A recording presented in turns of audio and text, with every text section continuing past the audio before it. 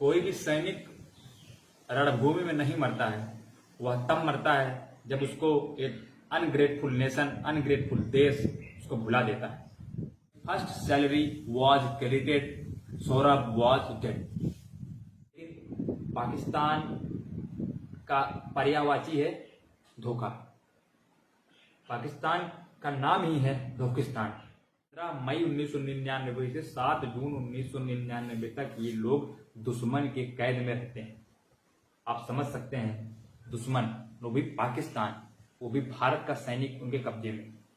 कितना दुर्दांत व्यवहार उनके साथ किया गया। पाकिस्तान ने मानवता को तार तार कर दिया, संस्कृति को तार तार कर दिया।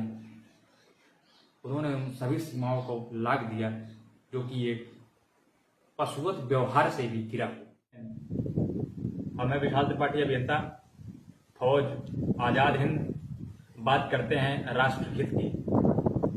राष्ट्रहित की इसी कड़ी में हम बात करेंगे आज दो संख्या के बारे में। वे संख्याएं हैं 527 और 1363। अब आप आश्चर्य में होंगे कि राष्ट्रहित के बारे में बात कर रहा हूं मैं, और बात कर रहा हूं दो संख्याओं की। तो ये कोई मामूली संख्या नहीं है, ये वे संख्याएं हैं, ये हमारे वीर सपूतों की संख्याएं हैं। 527 वीर सपूतों ने अपने प्राणों की आहुति दे दी उस कारगिल की लड़ाई में सन 1999 में, और 1363 वीर सपूतों ने खुद को छोड़ दिया, वे घायल हुए उस कारगिल की लड़ाई में। ये डेटा भारत सरकार की तरफ से दिया गया है। और उन्हीं 500 वीर सपूतों की कहानियों को मैं एक एक कहानियों को आपके सम्मुख, आप लोगों के सामने प्रस्तुत करूंगा। और इसी कड़ी में मैं आपको बताऊंगा सौरभ कालिये के बारे में। कहानी शुरू करने से पहले मैं कुछ और बोलना चाहूंगा। Salute to our bravest of the brave who sacrifice their life for our tomorrow. Soldiers don't die on the battlefield, they die when an ungrateful nation forget their sacrifice। कोई भी सैनिक रणभूमि में नहीं मरता है, वह तब मरता है जब उसको एक अनग्रेटफुल नेशन, अनग्रेटफुल देश उसको भुला देता है। मैं आपको बताऊंगा सौरभ कालिये के बारे में। सौरभ कालिये का जन्म हिमाचल प्रदेश के पालमपुर जिले में हुआ था। उनके पिता का नाम डॉक्टर नरेंद्र कालिया, भाई का नाम वैभव कालिया था। सौरभ कालिया की प्रारंभिक शिक्षा दीक्षा डीएवी इंटर कॉलेज और केंद्रीय विद्यालय में हुई। उसके बाद जो उनकी ग्रेजुएशन की शिक्षा हुई CSK agriculture college Himachal Pradesh Palampur से। उसके बाद उन्होंने कंबाइंड डिफेंस सर्विसेज, जो कि यूनियन पब्लिक सर्विस कमीशन द्वारा ऑर्गेनाइज की जाती है, परीक्षा को उत्तीर्ण किया और वो 19 service selection boards SSB interview को क्रैक किया। उसके बाद 1997 में उन्होंने prestigious Indian military academy Dehradun को ज्वाइन किया। 1.5 साल की कठिन ट्रेनिंग के बाद उनको कमीशन मिला 4 जाट रेजिमेंट, जिसका रेजिमेंटल सेंटर है बरेली। ट्रेनिंग पूर्ण करने के बाद वे अपने घर पालमपुर गए और उसके बाद उनको एक चेक मिला था जो कि ब्लैंक चेक था। उस खाली चेक को उन्होंने अपने माता को दिया और उनके माता के बीच में कुछ बातें हुई जो कि मैं आपको सुनाना चाहूंगा। आप इस बात को बहुत ध्यान से सुनिएगा। आई हैव स्टार्टेड अर्निंग, जब जरूरत हो निकाल लेना। You can withdraw money when ever you need. Ironically neither he nor his mother withdraw any money from his blank cheque when his first salary was credited, Saurabh was dead. Saurabh ने अपनी माता से कहा कि ये आप खाली चेक अपने पास रखिए, हंसते हुए, और उन्होंने कहा जब आपको जरूरत हो निकाल लेना। लेकिन ना तो वो और ना ही उनकी माता उसमें से एक पैसा निकाल पाई कि उसके पहले हमारे वीर सपूत कैप्टन सौरभ कालिया अपने प्राणों की आहुति दे देते हैं इस हमारे देश के लिए। सोचिए कितना बुरा दिन रहा होगा, कितना बुरा समय रहा होगा उनके लिए। क्योंकि जब सौरभ अपना ग्रेजुएशन कर रहे थे तो उस समय वो अर्ली राइजर्स नहीं थे, मतलब सुबह नहीं उठते थे, लेकिन ट्रेनिंग में वो सुबह उठने लगे थे धीरे धीरे। तो चूंकि उनकी आदतों से उनके माता पिता परिचित थे, तो उनके पिताजी और सौरभ, वैभव और उनकी माता मिसेस विजया कालिया एक साथ बैठे हुए थे, तो दोनों में बात होने लगती है आपस में। तो उनके पिताजी कहते हैं, mister Kalia was told that in the IMA early risers were ordered to wear boots and run on top of late risers. She quickly got Saurabh an alarm clock, telling him worriedly, "तू तो सुबह उठता ही नहीं होगा बेटा, तेरे ऊपर तो रोज बूट वाले लड़के दौड़ेंगे. You can never wake up early, son. They will make boy with boots run on the top of your every day." ये बात कहकर सभी लोग हंसने लगते हैं, लेकिन कैप्टन सौरभ कालिया कहते हैं कि नहीं पिताजी, अब हमने एक सेमेस्टर बिता लिया है और अब मैं भी उन लोगों के साथ घुल चुका हूं, उस वातावरण के साथ मिल चुका हूं, अब मैं अर्ली राइजर बन चुका हूं। और उनके पिता सौरभ की बात को सुनकर सब लोग ठाके मारकर हंसने लगते हैं। ट्रेनिंग पूर्ण होने के बाद सौरभ घर आते हैं। घर आने के बाद वो कुछ समय घर पर व्यतीत करते हैं। उसके बाद उनकी रिपोर्टिंग रहती है fort Jat Bareilly regimental centre. वो बरेली के लिए जाने के लिए तैयार होते हैं और उनको 29 दिसंबर को बरेली रिपोर्ट करना होता है।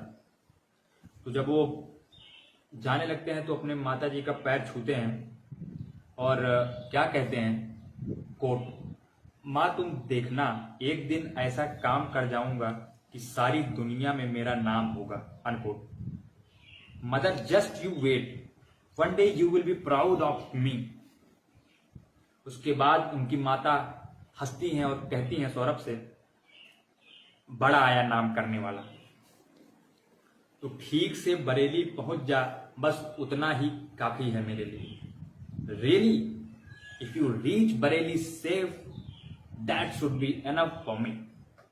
और सौरभ अपनी माता का आशीर्वाद लेते हैं और वो ट्रेन पकड़ते हैं और जाकर fort Jat regimental centre Bareilly में रिपोर्ट करते हैं। वो रिपोर्ट करते हैं तो बरेली रेजिमेंट सेंटर में दूसरे दिन वो आर्मी अफसर मेस में खाना खाते हैं और उस पर सभी सैनिकों को भी बुलाते हैं, क्योंकि 1-to-1 होता है सभी सैनिक और अफसरों के बीच में, जो नए अफसर की रिपोर्टिंग होती है।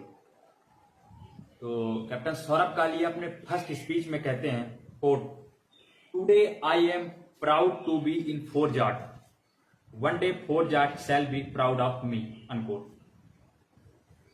इसका मतलब कि आज मैं फोर्ट जाट पर, रेजिमेंट पर गर्व कर रहा हूं, एक दिन फोर्ट जाट रेजिमेंट मुझ पर गर्व करेगी।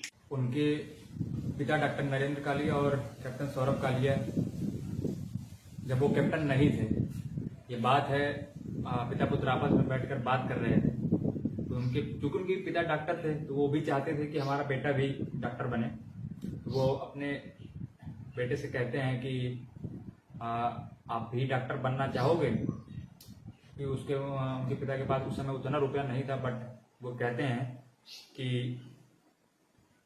आई will arrange money somehow. Then Saurabh had looked towards parents and say, मुझे ठप्पे वाला डॉक्टर नहीं बनना है। I don't want to be a doctor with a paid staff. Saurabh के पिता शुरुआत में ही जान गए थे कि हमारा बेटा देशभक्ति से ओतप्रोत है, वो देश के लिए कुछ करना चाहता है, वो भारतीय सेना ही ज्वाइन करेगा। और अंत में हुआ वैसा ही। सौरभ लेफ्टिनेंट बने, प्रमोशन हुआ, मेजर गए, उसके बाद वो बने कैप्टन।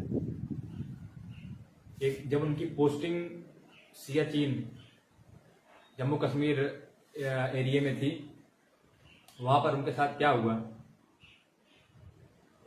वहां पर एक पोस्ट है जिसका नाम है बजरंग पोस्ट। बजरंग पोस्ट, और जो कि साउथ वेस्ट काक्सर रेंज में है, जिसकी ऊंचाई 17,450 फीट। उस पोस्ट पे भारत और पाकिस्तान के बीच में यह डील थी कि ठंडी के मौसम में दोनों सेनाएं अपने आप को वहां से हटा लेंगी, क्योंकि वहां पर अपार ठंडी पड़ती थी, बहुत ज़्यादा बर्फबारी होती थी। और जैसे ही थोड़ा मौसम सही होगा कि हाँ हम पोस्ट पर जा सकते हैं, दोनों सेनाएं अपनी अपनी पोस्ट को कैप्चर कर लेंगी। लेकिन पाकिस्तान का पर्यायवाची है धोखा। पाकिस्तान का नाम ही है धोखिस्तान। इसने वही कार्य किया, इसने समय से पहले ही उस पोस्ट को कैप्चर कर लिया और हमारे कुछ वीर सैनिकों को भी इसने बंदी बना दिया। जब ये बात 4 जाट रेजिमेंट को पता चली, जो कि कश्मीर में पोस्टेड थे, वे सभी, तो उनके कंपनी कमांडर का ये आदेश गया कैप्टन सौरभ कालिया के पास कि आप अपनी टीम को लेकर वहां पर जाइए बजरंग पोस्ट काक्सर रेंज पर और वहां पर पता लगाइए कि उन सैनिकों का क्या हुआ। कैप्टन सौरभ कालिया और उनके कुछ साथी उनके साथ जाते हैं, जिनका आपको मैं नाम बताता हूं। एक तो कैप्टन सौरभ कालिया खुद थे, राइफल मैन अर्जुन राम बसवाना, मुल्ला राम बिदासर, नरेश सिंह सिंसीवार, बनवाल लाल बगारिया, भीका राम मुल, 4 जाट रेजिमेंट के थे। ये सब निकलते हैं कहां पर? 14 मई 1999 2:30 पर बजरंग पोस्ट काक्सर रेंज। लेकिन ये दुर्भाग्यपूर्ण था इनके लिए, इनको पता नहीं था और वो पाकिस्तान कायरतापूर्ण हरकत कर जाता है, इनके पीठ पीछे गोली चलाता है, बारूद चलाता है, तोपे चलाता है और इन सबको किसी तरह से कैप्चर कर लेता है। 6 लोगों को कैप्चर कर लेता है और 22 दिन तक, ओवर 22 डेज, 15 मई 1999 से 7 जून 1999 तक ये लोग दुश्मन के कैद में रहते हैं। आप समझ सकते हैं, दुश्मन, वो भी पाकिस्तान, वो भी भारत का सैनिक उनके कब्जे में, कितना दुर्दांत व्यवहार उनके साथ किया गया। Post-mortem examination revealed that the soldiers had been tortured with burning cigarettes, piercing eardrums with hot rods, puncturing eyes, before removing them, breaking most of their teeth and bones, fracturing their skulls, and cutting off lips, noses, and private organs. Unquote. Hindi अनुवाद। उनके साथ इतना दुर्दांत व्यवहार किया गया कि उनके होठों को काट दिया गया, उनके नाक को काट दिया गया, उनके कान को काट दिया गया, उनके शरीर में जलती हुई राड को चुभाया गया, उनके प्राइवेट ऑर्गन्स को काट दिया गया, उनके ऊपर जलते हुए सिगरेट से छुआया गया, उनकी आंखों को पंक्चर कर दिया गया। ये सब उनके साथ किया गया। आप सोच सकते हैं 22 दिन तक ये सब उनके साथ हुआ, कितना दुर्भाग्यपूर्ण है, कितना उन्होंने सहा होगा 22 दिनों। और ये बात उस समय के आर्मी जनरल VP मलिक अपनी किताब में लिखते हैं। उनकी किताब का नाम है Kargil from surprise to victory. और यहां तक कि उस समय के तत्कालीन एक्सटर्नल अफेयर्स मिनिस्टर, विदेश मंत्री मिस्टर जसवंत सिंह, जो कि खुद एक सोल्जर रह चुके थे, वे भी मीडिया को ब्रीफ करते हुए कहते हैं कि this is a civilization crime against all humanity, a reversion to barbaric मेडिवलिज्म।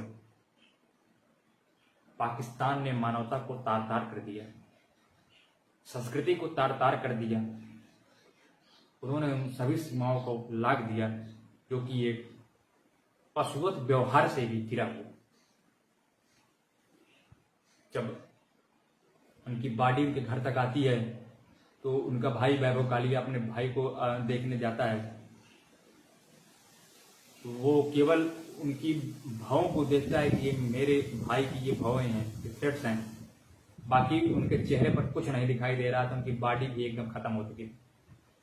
वो अपने माता पिता को कहता है कि प्लीज डोंट सी, आप मत देखिए उनको, आप नहीं देख पाएंगे इतना दुर्दांतपूर्ण व्यवहार पाकिस्तानियों में। ऐसे थे हमारे वीर सपूत कैप्टन सौरभ कालिया थे। जब मीडिया वाले उनकी माता से पूछते हैं, उनकी माता जी उस पर जवाब देते हुए कहती हैं, quote, "It would have diluted the magnitude of his sacrifice. I am very proud of my son. He gave his life for his country." Unquote. Captain Narendra Kalia आज भी इस दुर्दांतपूर्ण मानवता के खिलाफ जो व्यवहार पाकिस्तान ने हमारे वीर सपूतों के साथ किया था, उन छहों के लिए लड़ाई लड़ रहे हैं। उन्होंने न जाने कितने पत्र भारत सरकार को लिखे हैं, न जाने कितने पत्र यूनाइटेड नेशंस को लिखे हैं, लेकिन किसी ने इस पर जवाब नहीं दिया। सब लोग बात करते हैं लेकिन कोई इस पर बात नहीं करता है, कोई इस पर चर्चा नहीं करता है जो पाकिस्तान ने 22 दिनों तक हमारे उन 26 सपूतों के साथ किया था।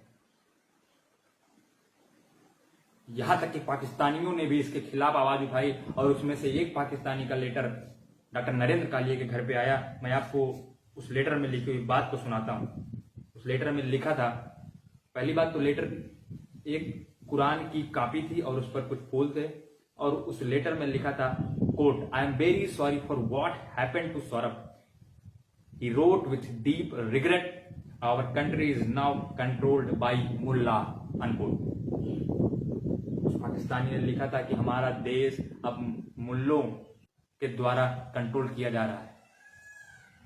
जो खुद मानवता के खिलाफ है वो मानवता की रक्षा कैसे करेंगे? न जाने कितने अनगिनत लेटर डॉक्टर नरेंद्र सर के पास आए जो कि सौरभ के सपोर्ट में थे, जो कि उन 5 और वीर सपूतों के सपोर्ट में थे। ये थी कहानी सौरभ के कैप्टन सौरभ कालिया बनने तक और स्वयं को इस देश के लिए बलिदान करने तक की कहानी आप लोगों से और उसके बाद उनको खोजते हुए एक दूसरी कंपनी गई, टुकड़ी गई, जिसको लीड कर रहे थे कैप्टन अमित भारद्वाज। वो भी शहीद हुए और उन सब में से केवल एक व्यक्ति बचा, नायब सूबेदार पिंकू कुमार, जिन्होंने कैप्टन अमित भारद्वाज के बारे में बताया कि वो भी उनको खोजते हुए शहीद हो गए। मैं किसी तरह से बचकर आया। ये थी हमारे वीर सपूत की कहानी। इसी के साथ मैं अपनी वाणी को विराम देता हूं और जय हिंद, जय भारत, जय हिंदुस्तान।